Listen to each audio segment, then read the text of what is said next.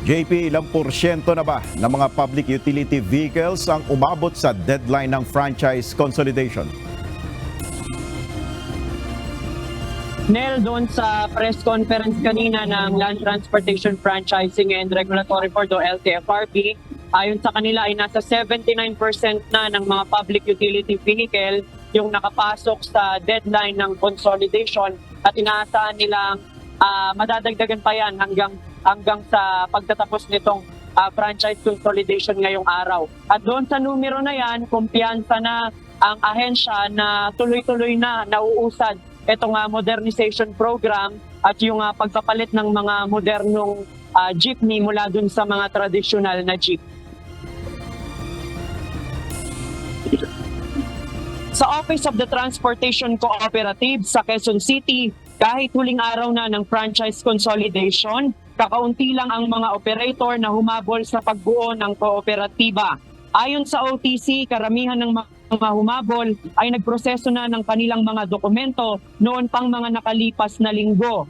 Bukas ang tanggapan ng OTC kahit weekend para tumanggap ng kanilang mga aplikasyon. Ang dahilan naman ng ilang operator kaya ngayon lang nagpasyang magbuo ng kooperatiba ay hinikayat pa ang kanilang mga kasamahan sa mga ruta. Actually, hindi naman ganong karami na yung talagang humahabol. May mga ilan na humahabol na still na ina-accommodate namin hanggang ngayon upang makatugon sila doon sa deadline. Pinadali din ng OTC ang sistema para makahabol ang mga operator. Kumpara sa regular na proseso, intent to form a cooperative lang ang inire-require sa kanila para hindi masama sa mga mahuhuli pagkatapos ng deadline. Gagawa po sila ng isang undertaking. Simple na po na undertaking na yung grupo po nila ay magbubuo ng kooperatiba. Lahat po ng gustong mag-consolidate doon sa kooperatiba ay pipirma doon sa undertaking. So yun po yung kapag naisumiti po sa amin, igagawan po namin sila ng sertifikasyon na pwede po nila isubmit sa LTFRB.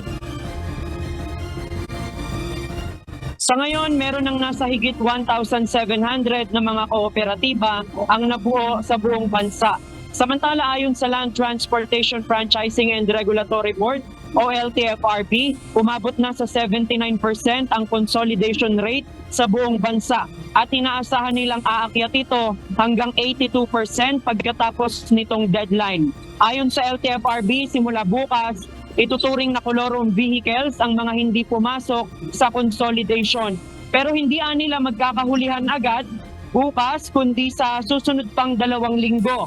Ang magiging sistema, padadalhan na nila ng show cause order ang mga operator na ang kanilang prangkisa ay hindi sumama sa consolidation.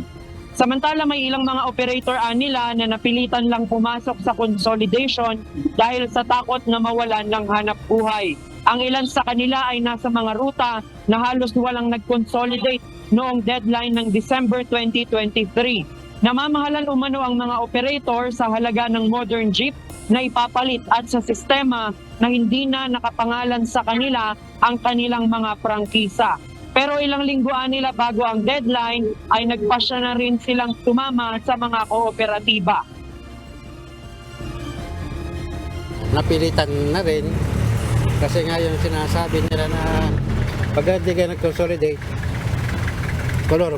kolorum ka na.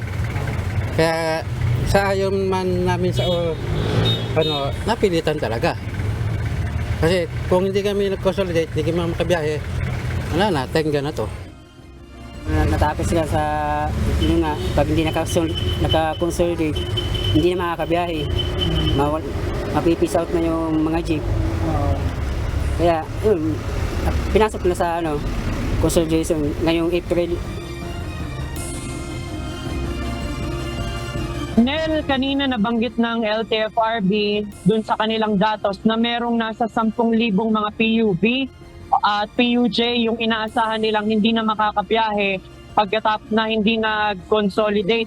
Pero ayon sa LTFRB, kumpiyansa sila na hindi magkakaroon ng transport crisis dahil daw sa isang pag-aaral ay meron namang oversupply ng mga pampublikong sasakyan dito sa Metro Manila. Sa ngayon, yan muna ang ating latest live mula dito sa Caloocan City. Balik sa iyo, Nel. Maraming salamat, JP Nunez mula sa Caloocan City.